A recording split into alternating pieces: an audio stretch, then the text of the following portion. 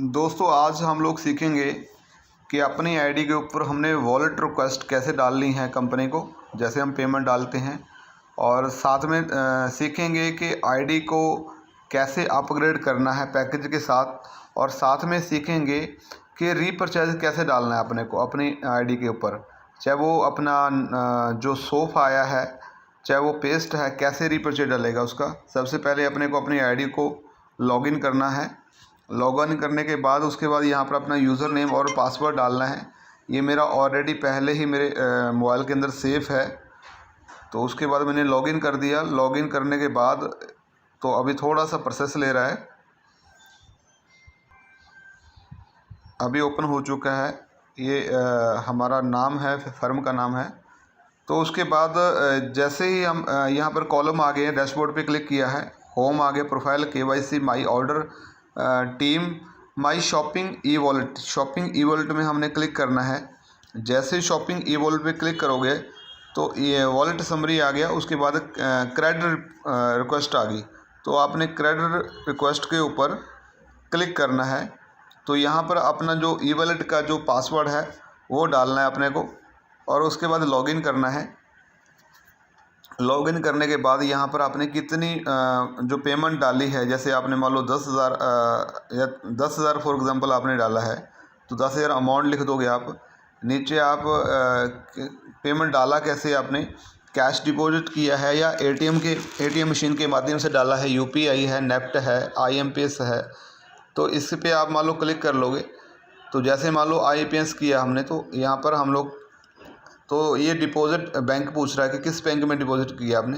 तो ये कंपनी के 4 बैंक हैं, जैसे मानो फॉर एग्ज़ाम्पल मैंने HDFC में जमा किया, तो इसका क्लिक कर दिया मैंने। उसके बाद डेट पूछेगा, मान लो आज ये डेट 3 तारीख को मैंने पेमेंट जमा की है।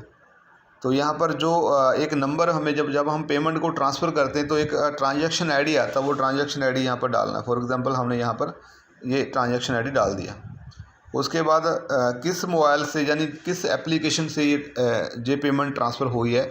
ICICI बैंक में जो अपना नंबर मान लो, फॉर एग्ज़ाम्पल जो बैंक में हमारा रजिस्टर्ड नंबर होता है जिससे हमने पेमेंट ट्रांसफ़र की है, वो नंबर डालना है। जैसे फॉर एग्ज़ाम्पल ये नंबर हम लोग डाल देते हैं। उसके बाद सिटी डालना है आपने,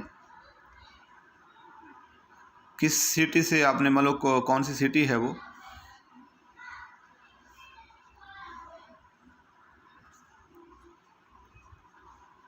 उसके बाद स्टेट डालना है।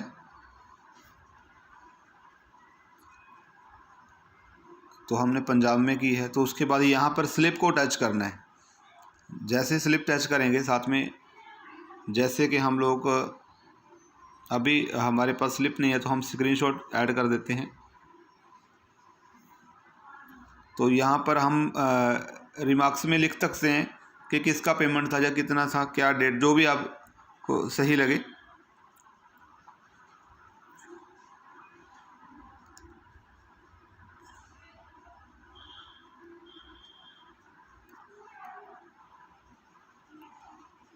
तो उसके बाद आपने क्या करना है, रिव्यू करना है।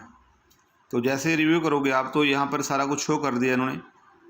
तो ये सारा शो कर रहा है। ये जो अपना अकाउंट में पहले से बैलेंस है वो शो कर रहा है। रिक्वेस्ट कितने का लगाया, 10,000 का। पेमेंट मोड क्या है, IMPS किया है। डिपॉजिट बैंक किस में किया है, HDFC बैंक में। डिपॉजिट डेट क्या है, ये इन्होंने तारीख भी मेंशन कर दी है। तो उसके बाद रिक्वेस्ट जो अपना ट्रांजैक्शन नंबर है वो भी इसमें शो कर रहा है, मोबाइल नंबर भी शो कर रहा है, सिटी भी शो कर रहा है, स्टेट भी शो कर रहा है, तो स्क्रीन स्टेट भी शो कर रहा है। तो आप इसको जैसे ही रिक्वेस्ट सबमिट करोगे तो साथ के साथ यहाँ पर ये सबमिट हो जाएगा।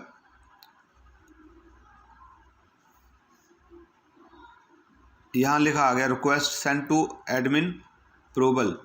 तो कंपनी के पास रिक्वेस्ट चली गई है, और साथ के साथ यहाँ पर आपका वो आ जाएगा, पूरा डिटेल आ जाएगा। तो ये सारा डिटेल आ चुका है यहाँ पर।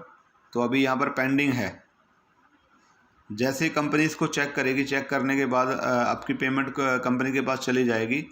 तो वो स्लिप के साथ मैच करेगी, अकाउंट के साथ मैच करेगी, तो साथ के साथ कंपनी इसको अप्रूवल कर देगी।